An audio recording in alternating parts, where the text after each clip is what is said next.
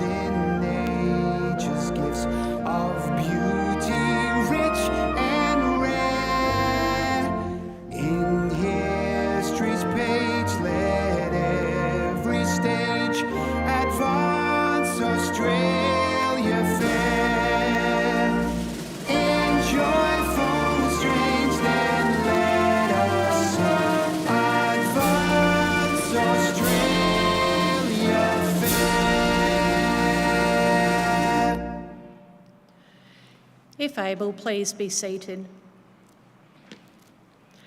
The Australian War Memorial was the vision of Charles Bean, Australia's First World War official historian. Bean landed with the Australian troops on Gallipoli and stayed with them at the front through to the end of the war. The idea of this national memorial and museum came to him at Pozières, France, in the depths of the bloody fighting of 1916. Bean's idea was that this would be a place where family and friends could mourn loved ones buried in faraway places. It would also be a place that could help all Australians understand what these men and women had endured and what they had done for us. Bean's vision, to which we remain true, is best expressed as inscribed in the entrance in the memorial's galleries. Here is their spirit, in the heart of the land they loved, and here we guard the record which they themselves made. Tonight we will read the story behind just one of those on the Roll of Honour, which lists the names of more than 102,000 men and women who have given their lives for us in war and on operations for more than a century. But first we present a lament, Flowers of the Forest. Wreaths or floral tributes will now be laid at the base of the Pool of Reflection.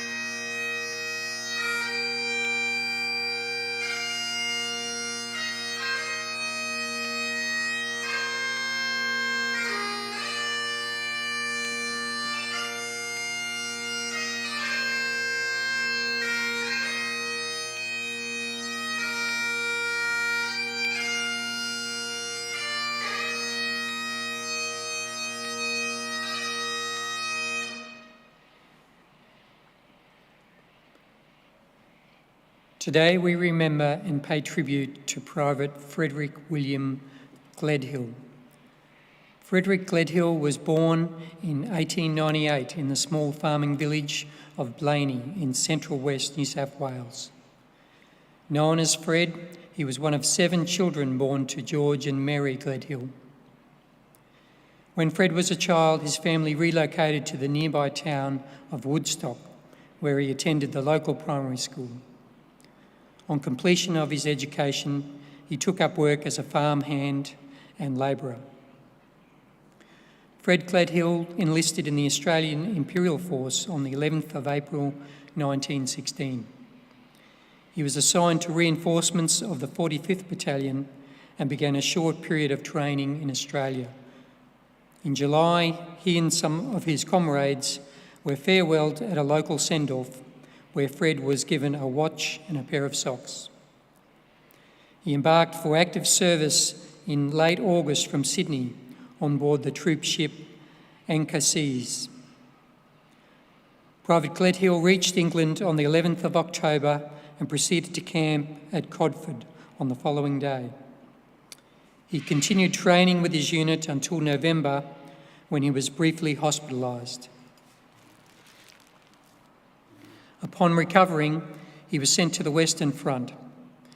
He joined his unit in the front line in December, spending the bitterly cold winter of 1916 and 1917, alternating between training, working parties and duties in the trenches. Like many others impacted by the harsh conditions of trench life, Private Gleadhill developed frostbite on his feet in March 1917. He was sent to the hospital at the French city of Rouen, where he developed trench foot. His condition forced him to remain in hospital until May 1917, when he rejoined his unit in the front lines. Having been placed in reserve for the Battle of Bullecourt, Gleadhill's unit was later sent on to Ypres-Salent in Belgium, where operations against the German army were well underway. Gleadhill took part in his first major battle with his unit near the small village of Mézines. In the early hours of the morning of the 7th of June 1917, 1 million pounds of explosives were laid under German lines and were detonated, signalling the start of the battle. Enemy frontline positions were obliterated, allowing Allied units to advance almost unopposed. Over several days they fought on, successfully taking their objectives at the staggering cost of nearly 7,000 casualties. The following month, Private Gleadhill was hospitalised with a perforated eardrum and deafness as a result of ongoing shell fire. He remained in hospital until late August, when he returned to the front lines of Belgium. On the 12th of October 1917, Gleadhill took part in his second and final major battle near the village of Passchendaele. Owing to the muddy conditions, many men either drowned or were unable to move forward. Artillery was largely ineffective, and men who made it to the fringe of the village were pinned down by enemy fire from pillboxes. Eventually, the men were forced to pull back and give up on their ground gained at a cost of nearly 3,000 casualties. In the days following this futile advance, the 45th Battalion spent time in and out of the front lines. On the 20th of October, the battle was relieving units in the front lines when it came under fire from hostile enemy aircraft and artillery, which caused several casualties. Among the dead was Private Fred Gleadhill, who was hit during the attack and died of his wounds hours later. He was buried nearby at Dotchy Farm, New British Cemetery, where he lies today. Fred Gleadhill was 20 years old.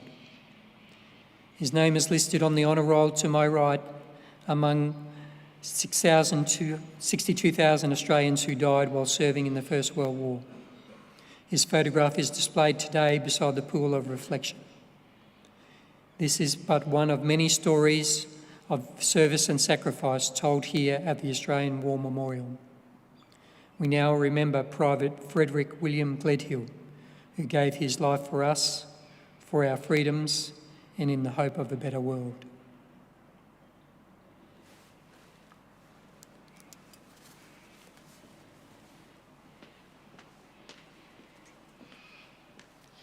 Please stand for the reading of the ode and the sounding of the last post.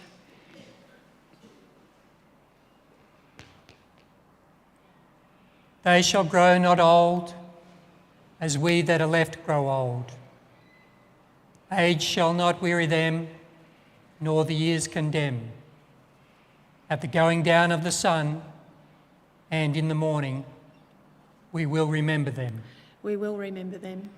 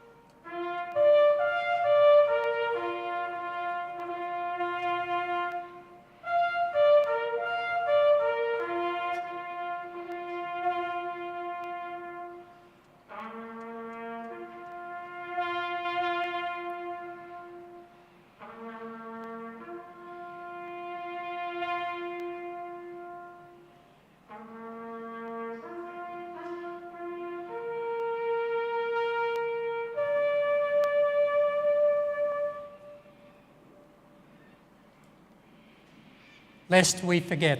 Lest we forget.